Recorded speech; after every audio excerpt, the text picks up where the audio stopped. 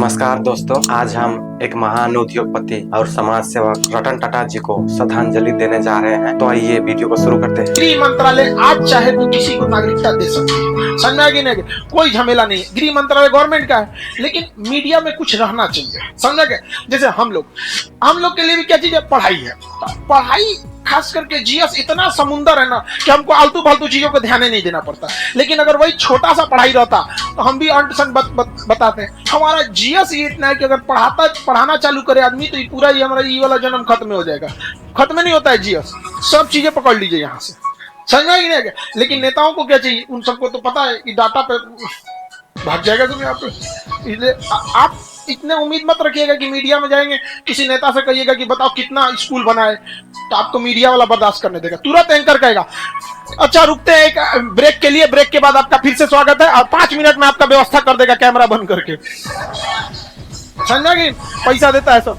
हम लोग देखा था खान साहब ये बात बस बोल दीजिए जितना पैसा कहिएगा। हम कहे कि तू हमारा कौन चीज समझता है? सड़क छाप। हाँ, डिबेट में यहाँ पे डिबेट में बैठने के लिए भी सामने को बराबरी योग्य होना चाहिए। कोनो के अगले बगले ले गई। एक मीडिया वाला था, महिला थी, अब नाम नहीं लेंगे बेचारी उसकी। वो हमसे कहती सच जीडीपी बजट आया है, जीडीपी बहस का नाम क्या? जीडीपी 3 टाइप का होता है, बताइए आपको तीनों पता है? हम तो एक ही जान रहता है। Nominal GDP, PPP GDP, real GDP. आपको इकोनॉमी तो पढ़ा है ना? अब ये जो आप जीडीपी बहस कीजिएगा, इसमें से कौन से जीडीपी में कीजिएगा? अरे बाप रे बाप, ये सब भी होता है। तो ये तो हाल हो गया है यहाँ पे। चलिए हम लोग पहले समझते हैं एनआरसी, ठीक है? उसके बाद समझते हैं सीए। दोनों एक दूसरे का एक है, पहचान करता है एनआरसी और नागरिकता देता है सीए। सीए और एनआरसी। पहले सीए समझेंगे कि पहले एनआरसी? हाँ, देखिए हमारा देश आज से नहीं, शुरू से ही महान रहा है। शुरू से ही हमारे देश में किसी भी व्यक्ति को धर्म के हिसाब से नहीं सताया गया। और अगर आपको ये लगता है कि धर्म के हिसाब से सताया जा रहा है किसी को, यकीन मानिए आप न्यूज चैनल खोल के बैठे हुए हैं। अगर न्यूज वालों को आइसोलेशन में डालेंगे ना, तो कोरोना से भयानक ये न्यूज वाले हैं, इनको क्वारंटीन करने की जरूरत है। पूरा देश में खुशहाली है, यहाँ किसी भी पड़ोसी को किसी से कोई दिक्कत नहीं। अगर आपको लगता है कि देश में माहौल खराब है, इट मीन्स आप न्यूज देख रहे हैं।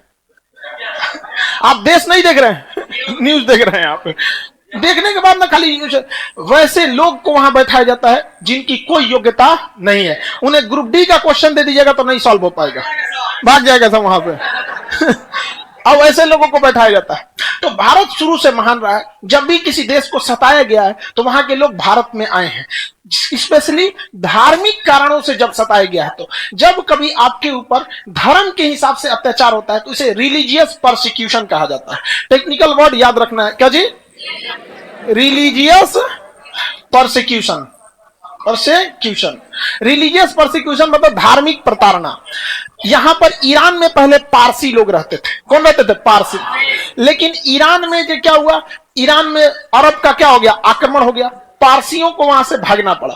पारसी धर्म के लोग बड़े शांत होते हैं, शादी विवाह बड़ा कम ही, मतलब इन लोग में इनकी जनसंख्या बहुत कम होती है पारसियों की। ये अपनी आय का अधिकांश हिस्सा दान कर देते हैं, जिसमें आप रतन टाटा का नाम सबसे पहले सुनो।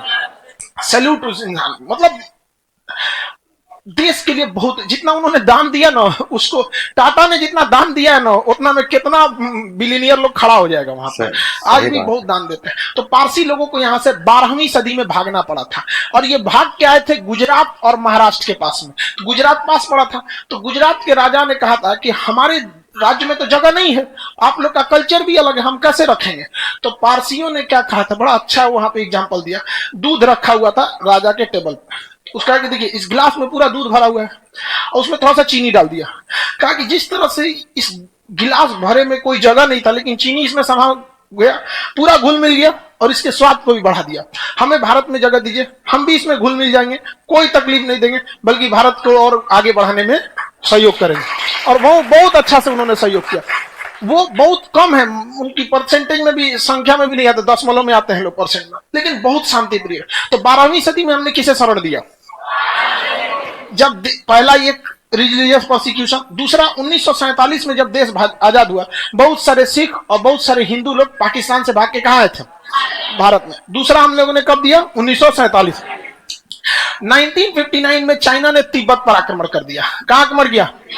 बहुत सारे तिब्बत के लोग भारत में आ गए और रिफ्यूजी कैंप बनाया गया था। कहां पर? दिल्ली में जो मुखर्जी नगर का एरिया है ना, जहां कोचिंग चलता है, उसके आसपास में बहुत बड़ा एरिया में मुखर्जी, वहां पे एरिया में रिफ्यूजी कैंप बनाया गया था, जहां पे इन लोग बहुत सारे संख्या में रखे गए थे। आज भी ये तिब्बत के लोग यहाँ, पटना में एक मार्केट लगता है, लहासा मार्केट जंक्शन के बाहर, तो हमारे यहाँ तिब्बत के बौद्ध लोगों को रहने में कोई दिक्कत नहीं होता है। तो दूसरा यहाँ हुआ था। उसके बाद चौथा नंबर पे रसिया ने आक्रमण कर दिया था अफगानिस्तान के ऊपर 79 में। तो बहुत सारे लोग अफगानिस्तान से कहां आ गए? भारत में। ये कब आए थे? 79 में। ये कब आए? 12वीं सदी में। तो यहां से आ गए लोग। 1980 में तमिलों के ऊपर भयानक अत्याचार हुआ, LTTE, liberation tigers of Tamil इलम, लिबरेशन टाइगर्स ऑफ तमिल इलम। यहां से बहुत सारे तमिल लोग भाग के कहां शरण लिए? भारत में। भारत में बहुत सारे लिए। कब लिए? 1980 के दशक में यहां से भी भाग के क्या लिए थे लोग? शरण लिए थे। यहाँ पे 1971 में बांग्लादेश से जब लड़ाई हुआ था, तो बांग्लादेश में बहुत भयानक अत्याचार हुआ। पाकिस्तान अपना ही उसका देश था बांग्लादेश, बंगालियों को कहता था तुम किसी काम के नहीं है, क्योंकि वो बंगाली बोलते थे, ये अपने आप को श्रेष्ठ सोचते। इसकी सेना अपने ही देश में घुस के ऑफिशियली 30,000 महिलाओं का रेप किए थे सब। इसकी सेना खुद अपने देश की, ये किसी के नहीं है।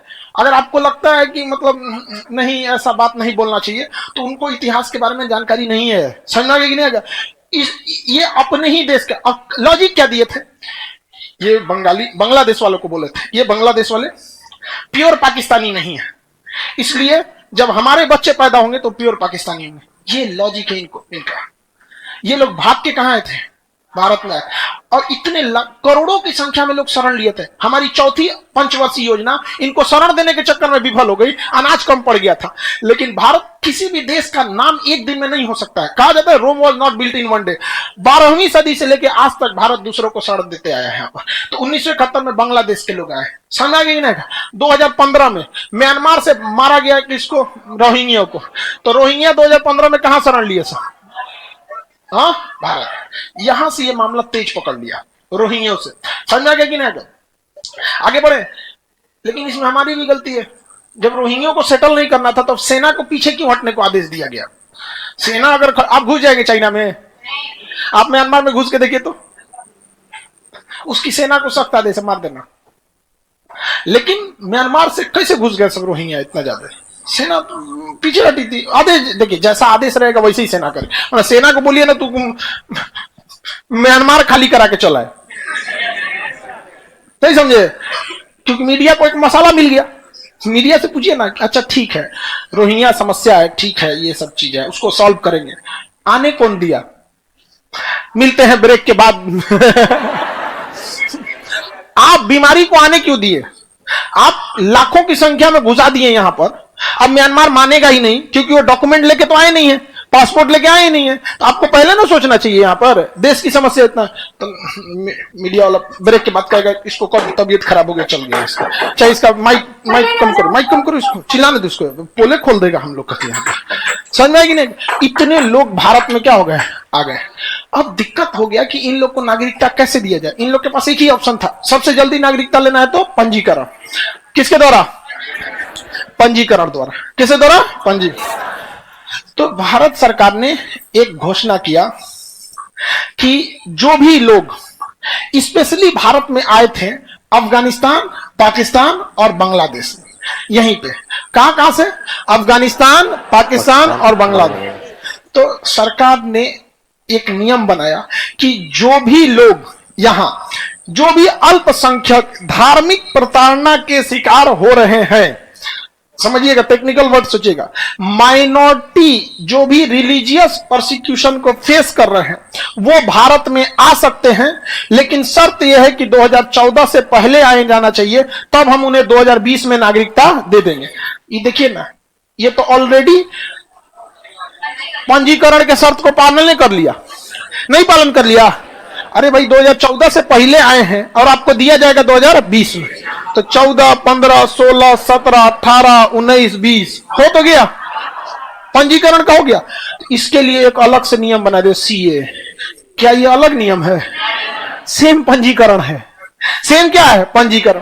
आपको पहले से पता है, ये तो हमारा रजिस्ट्रेशन में पहले भी कितना साल है? 7 साल। तो सीए के थ्रू क्या आपको अभी नागरिकता मिल जाएगी?